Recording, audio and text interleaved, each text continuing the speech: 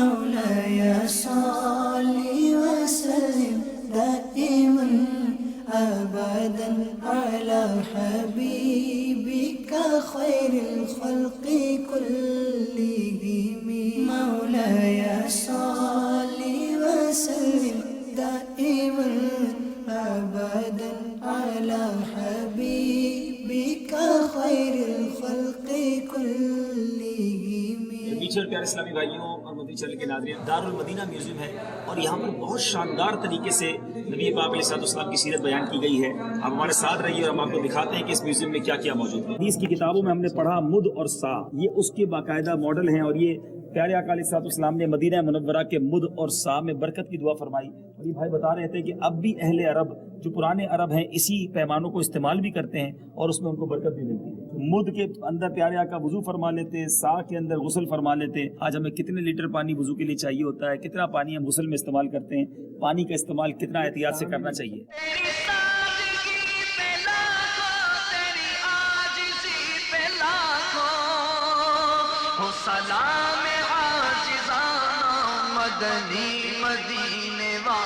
پہنچ شریف کو اگر سیٹلائٹ سے آسمانی منظر دیکھا جائے تو لفظ محمد بنتا ہے. سبحان اللہ، عاشق رسول پہاڑ ہے. سبحان اللہ. آنکھوں کا تارا نام محمد.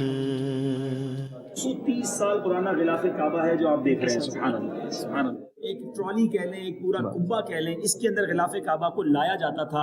ترکیوں نے کتنا خوبصورت یہ بھی غلاف بنایا ہوا تھا. سبحان اللہ، سبحان اللہ. حضرت عثمان غنی کو جب شہید کیا گیا تو قرآن پاک کی آیات پر آپ کا خون مبارک گرا تھا. یہ وہ قرآن پاک تو نہیں، اس کا عکس ہے. ایگزیکٹلی وہ قرآن پاک ترکی کے میوزیم، ٹاپ کاپی میوزیم میں آج بھی موجود ہے اور اس قرآن پاک کے ان صفحات پر آج بھی حضرت عثمان غنی رضی اللہ عنہ کے خون مبارک کے وہ نشانات دیکھے جا سکتے ہیں.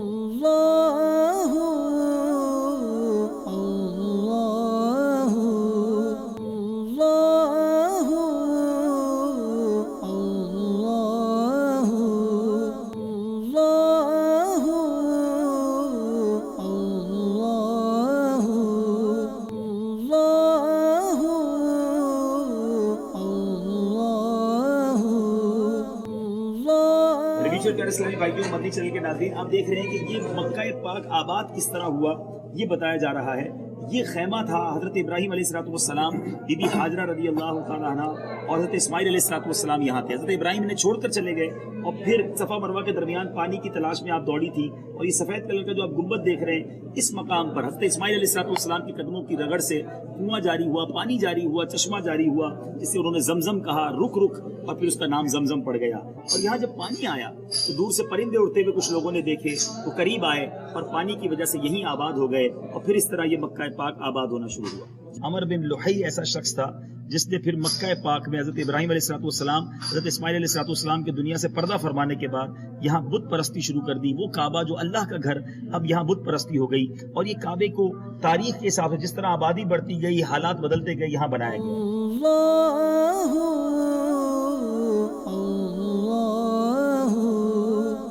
پیارے اسلامی بھائیوں، یہ وہ مقام ہے جو مولود کی گھڑی ہے چلو آمینہ کے گھر پر، نبی پاک علیہ السلام کا مبارک مکان جہاں اب لائبریری بنی ہوئی ہے، مکتبہ بنا ہوا ہے.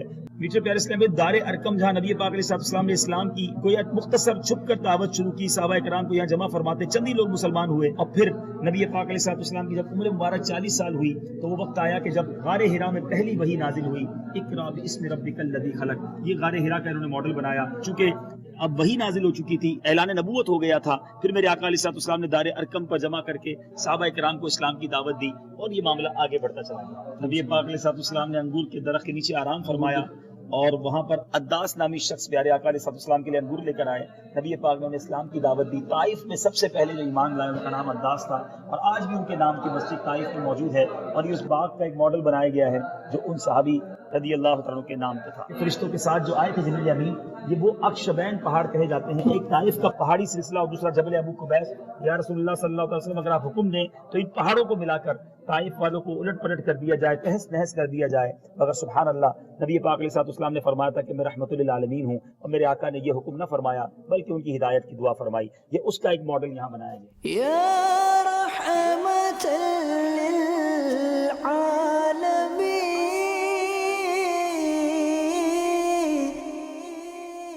سبحان اللہ. مکہ سے مسجد اقصی تشریف لے گئے, راستوں میں اونٹوں کا قافلہ بھی دیکھا تھا, اور پھر بیت المقدس سے عرش اولا کی طرف تشریف لے گئے. سبحان اللہ.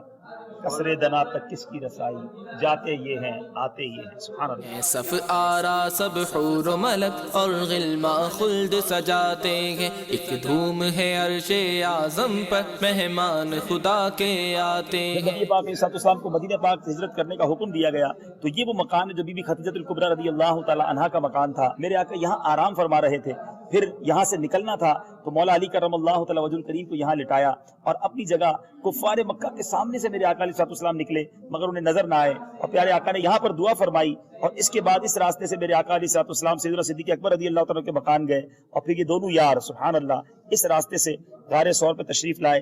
کفار مکہ قدمین شریفین کے نشانات کو تلاش کرتے ہوئے یہاں تک پہنچ گئے, مگر پھر سبحان اللہ وہ معجزہ ہوا کہ کبوتری نے انڈے دیے اور مکڑی نے جالا بن دیا. یہ اس ماڈل کی بھی یاد یہاں منائی گئی ہے سبحان اللہ. اور میرے آقا نے غار ثور میں اپنے یار غار کے ساتھ 3 دن گزارے سبحان اللہ. صدیق اکبر تیری عظمت کو سلام, صدیق اکبر تیری عظمت کو سلام. غار ثور سے مدینہ منورہ 10 دن میں یہ سفر طے ہوا.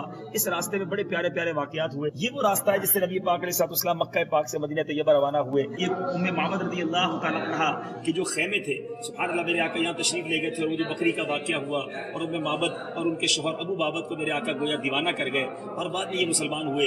سراقہ بن مالک نبی پاک علیہ السلام کو گویا گرفتار کرنے آئے تھے, مگر خود آقا علیہ السلام کے عشق میں گرفتار ہوئے, اور پھر پیارے آقا نے بشارت دی تھی کہ سراقہ بن مالک کو سونے کے کنگن جب ایران فتح ہوگا تو پہنائے جائیں گے, اور اسی عمر فاروق رضی اللہ تعالیٰ کے دور میں فتح ہوا اور وہاں یہ کنگن پہنائے گئے. یہ 10 دن میں پیارے آقا پہنچے, اور یہاں یہ جانتے رہیے کہ یہ پورا سمندر ہے, اس سمندر کے قریب نبی پاک علیہ السلام تشریف لے گئے. حالانکہ ایک دوسرا راستہ تھا, وہ یہ دوسرا تھا, یعنی جو مکے سے مدینے جانے کا نارمل راستہ تھا اس سے ہٹ کے نبی پاک علیہ السلام نے یہ سفر فرمایا. دیکھیں کیسے کیسے عاشقان رسول دنیا بھر میں موجود ہیں. مدینہ منورہ میں ایسے عاشقان رسول موجود ہیں, ایک ایک چیز کو گویا سیکیور کرنے کی کوشش کی گئی ہے, اور یہ سارے مناظر آپ کو دکھائے جاتے ہیں.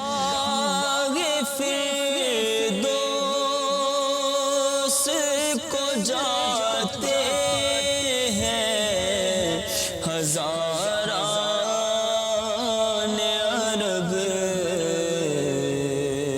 ہائے صحرائے عرب, ہائے بیابان عرب. مدینہ منورہ کے قریب جو پیارے آقا علیہ السلام نے پیشن گوئی فرمائی تھی کہ ایک ایسی آگ لگے گی جو مدینہ منورہ میں جو ہے وہ نہیں داخل ہوگی. یہ وہ آگ کی کچھ نشانی بتائی گئی ہے, اور آج بھی اگر مدینہ منورہ کے اس طرف جائیں, وہ مدینہ منورہ کا حصہ نہیں ہے, باہر ہے, مگر وہ زمین ساری کالی ہے, پتھر سارے بھربھرے ہیں, اور غالباً یہ اسی پہاڑ کا ایک پتھر بھی سیمپل کے طور پہ لگایا گیا. یہ وہ راستہ ہے جو لائٹیں آپ کو نظر آ رہی ہیں, اس راستے سے نبی پاک علیہ السلام مدینہ پاک میں داخل ہوئے. اسلام کی سب سے پہلے مسجد قباء بنائی, پھر میرے آقا علیہ السلام جمعہ فرض ہوا تو یہاں جمعہ ادا فرمایا, مسجد جمعہ جہاں موجود ہے, اور پھر اس سے ماشاءاللہ مدینہ پاک میں آئے. اور یہ جو ایک لائٹ آپ کو مسجد نبی شریف کے قریب نظر آ رہی ہے, سیدنا ابو ایوب انصاری رضی اللہ تعالیٰ کا مبارک مکان ہے. میرے آقا یہاں کرم فرمایا. یہ پورے مدینہ شریف کا گویا ایک اجمالی نقشہ ہے. یہ جبل احد سبحان اللہ اپنی بہاریں لٹا رہا ہے. زلے پہ چھایا ہوا نور ہے, میرے میٹھے مدینے کی کیا بات ہے, نور سے سب فضا اس کی معمور ہے, میرے میٹھے مدینے کی کیا بات ہے. یہ جبل سلا ہے, اور یہ 7 سبا مساجد, یہ صحابہ کرام کے خیمے, یہ مسجد فتح نبی پاک علیہ السلام کا خیمہ تھا, اور کفار کے خیمے جو ہیں وہ یہاں موجود تھے, جنہوں نے یہاں پڑاؤ ڈالا تھا اور 1 مہینے تک مدینہ منورہ کا محاصرہ کیا تھا. اب ہم آئے ہیں غزوہ احد کا, یہاں پورا ماڈل بنایا گیا ہے. میرے آقا علیہ السلام اس راستے سے تشریف لائے, 700 صحابہ کرام موجود تھے. صحابہ کرام کے یہ خیمے تھے. احد شریف گویا پشت پر تھا, اور یہ جبل رمات یہاں موجود ہے جہاں 50 تیر انداز صحابہ کرام علیہ رضوان کو تعینات کیا گیا تھا. یہ 700 کے مقابلے میں 3000 مشرکین کے خیمے تھے, اور یہاں سے یہ حملہ کرتے تھے. اس جگہ پر مشرکین اور مسلمانوں کے درمیان جنگ ہوئی, میدان مبارزہ کہا جاتا ہے. سید الشہداء سیدنا حمزہ رضی اللہ عنہ کی شہادت میرے پیچھے اسلامی بھائی اس جگہ پر ہوئی.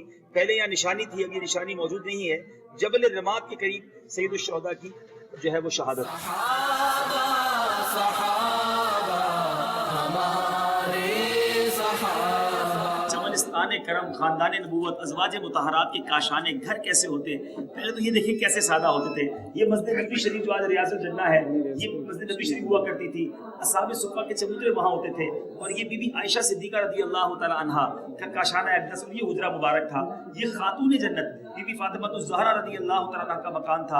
اور پھر یہ دیگر ازواج مطہرات کے مبارک گھر ہیں جو بالکل مسجد نبوی شریف کے ساتھ تھے. حضرت حفصہ رضی اللہ تعالی عنہ کا کاشانہ مبارک جو تھا وہ یہ تھا. ہم جو مواجہ شریف پر سلام پڑھتے ہیں، بتایا جاتا ہے کہ حضرت حفصہ رضی اللہ تعالی عنہا کے مکان میں عاشقان رسول کھڑے ہو کر پیارے آقا کو سلام پیش کیا کرتے ہیں. یعنی یہ وہ مقام ہے جہاں پر سنہری جالیوں پر جو حاضری دی جاتی ہے، یہ حضرت حفصہ رضی اللہ تعالی عنہ کا وہیں پر مکان ہوا. میرے بیچ اسلامی بھائیوں، مسجد نبوی شریف کی سن پہلی ہجری میں ہجرت کے پہلے سال تعمیر ہوئی. دیکھیں اس کے نقشہ کس طرح تھا. بیت المقدس کی طرف قبلہ تھا اور یہ مسجد تھی. یہ اصحاب صفہ کے چبوترا ہے اور یہ نبی پاک علیہ الصلوۃ والسلام کا مکان. پہلی ہجری میں مسجد نبوی شریف اس طرح تھی. پانی آتا تھا تو وہ نمازیوں کے اوپر آ جاتا اور مسجد گیلی ہو جاتی تھی. اب یہ 2 سن ہجری، اب قبلے کی تحویل ہو چکی تھی. اب مسجد کو اس طرف لے آیا گیا، یعنی قبلہ اس طرف ہو گیا، تو یہاں پر اب نماز پڑھی جانے لگی. اصحاب صفہ اب یہاں بیٹھنے لگے اور کاشانہ اقدس نبی پاک کا یہی موجود تھا. سن 7 ہجری، اب 7واں سال ہجرت کا، مسجد نبی شریف کی کچھ توسیع کی گئی کیونکہ مسلمانوں کی تعداد بڑھتی جا رہی تھی. اب 11 سن ہجری، نبی پاک علیہ الصلوۃ والسلام دنیا سے پردہ فرما چکے ہیں. حضرت ابوبکر صدیق رضی اللہ تعالیٰ عنہ نے اس کی مزید تعمیر تو نہ کی، وادی عقیق کی مٹی وغیرہ لا کر رکھی، کچھ پلروں کی ستونوں کی تزئین و آرائش کی، اور مسجد کا سائز وہی رکھا. ہجرت کا 17واں سال حضرت عمر بن خطاب رضی اللہ تعالیٰ عنہ نے، چونکہ مسلمانوں کی تعداد بڑھتی جا رہی تھی، اب توسیع کی اور اب اصحاب صفہ کے چبوترے کی جو جگہ تھی وہ ختم کر دی. 30 سن ہجری، اب لکڑی کی چھت بنائی گئی، پتھروں کی دیواریں بنائی گئی. سیدنا عثمان غنی رضی اللہ عنہ کا دور تھا. سن 88 سے 91 سن ہجری میں الولید بن عبد الملک کے دور میں یہ مسجد نبوی شریف کی تعمیر مزید توسیع ہوئی اور پیارے آقا علیہ الصلوۃ والسلام کا روضہ انور بھی اندر آ گیا، ازواج مطہرات کے گھر بھی اندر آئے. اور 88 سے 91 سن ہجری میں، یعنی کم و بیش 1350 سال پہلے جو ہے وہ میناروں کی تعمیر ہوئی تھی مسجد نبوی شریف میں. عباسی سلطنت حکومت میں خلیفہ مہدی کے دور تھا. 165 سن ہجری میں مسجد نبوی شریف کی مزید خوبصورت توسیع ہوئی، 2 میناروں کا اضافہ کیا گیا اور صحن میں وضو خانے کے طور پر ایک گنبد والی جگہ بنائی گئی. اور یہ دور تھا سن 165 سن ہجری کا. 886 سن ہجری میں ایک اور مزید توسیع ہوئی، اب گنبد بھی بنا دیا گیا اور سلور رنگ کے یہ گنبد تھے، اور گنبد خضرا کی جگہ پر ایک سلور رنگ کا گنبد بنایا گیا. حجرہ عائشہ کے بارے میں بہت سنا ہے میرے بیچ اسلامی بھائیوں. یہ کس طرح تھا؟ بڑی پیاری بات پتہ چلی کہ حجرہ اور کمرہ، غرفہ، اس میں فرق یہ کہ یہ کمرہ جو ہوتا تھا، غرفہ ہوتا تھا، یہ بند ہوتا تھا چھت بھی، اور حجرہ کہتے ہیں جس کی آدھی چھت بنی ہو اور آدھا کھلا ہوا، برآمدہ جسے ہم کہتے ہیں. تو یہ حجرہ عائشہ ہے اور یہ دیوار مسجد نبوی شریف کے ساتھ تھی، اور اس طرف ریاض الجنہ تھا. جو میرے حجرے اور میرے ممبر کے درمیان کی جگہ ہے، جنت کی کیاریوں میں سے ایک کیاری، تو یہ ریاض الجنہ کے ساتھ جو بی بی عائشہ کا حجرہ جہاں آج روضہ رسول ہے وہ اس طرح ہوا کرتا تھا.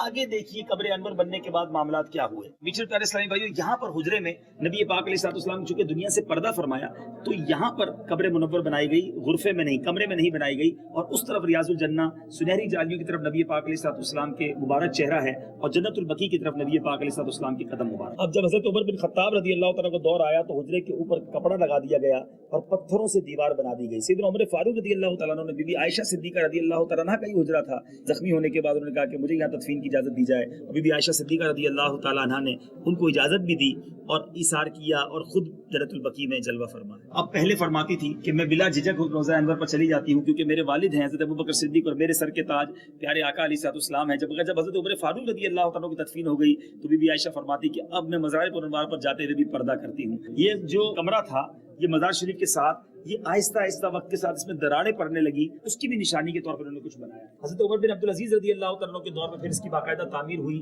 اب کمرے کو چھوٹا کر دیا گیا، حجرے کو بڑھا دیا گیا. یہ آپ دیکھ سکتے ہیں نبی پاک علیہ الصلوۃ والسلام کا مبارک روضہ انور، قبر منور، حضرت ابوبکر صدیق رضی اللہ تعالیٰ کا کچھ نیچے کی طرف میرے آقا کے سینہ جہاں تھا، نبی پاک علیہ الصلوۃ والسلام کے سینے کے مقابل جو سیدنا صدیق اکبر رضی اللہ تعالیٰ کا سر مبارک، حضرت عمر فاروق رضی اللہ تعالیٰ عاشقوں کی گویا صف ہے نبی پاک علیہ الصلوۃ والسلام کے پیچھے. سبحان اللہ سبحان اللہ. کتنی زبردست احتیاط کی گئی کہ پیارے آقا علیہ الصلوۃ والسلام کے روضے کے گرد 5 کونوں والی دیوار بنائی گئی تاکہ کعبے کی مشابہت نہ ہو، کہیں لوگ طواف کرنا شروع نہ کر دیں، عبادت کرنا شروع نہ کر دیں. تو پھر یہ بنایا گیا، اور یہ بھی حضرت عمر بن عبدالعزیز رضی اللہ تعالیٰ کے دور میں حجرہ مقصورہ کے باہر یہ بنایا گیا. پھر سیسا پلائی ہوئی دیوار نور الدین زنگی کے دور میں اس کے گرد لگائی گئی اور اس کا بھی انہوں نے یہ ماڈل بنایا. روضہ مبارک کی جو جعلی بعد میں بنائی گئی اس سے پہلے اس کے گرد دیوار تھی اور اس 5 کونوں والی دیوار کے گرد غلاف لگا دیا گیا. لوگ اس دیوار تک جا کر حاضری دیتے. یہ یاد رہے کہ اس دیوار کے اندر جانے کا کوئی راستہ نہیں. سیسا پلائی ہوئی دیوار زمین کے اندر سے لے کر اوپر سبز گنبد شریف تک بنا دی گئی ہے.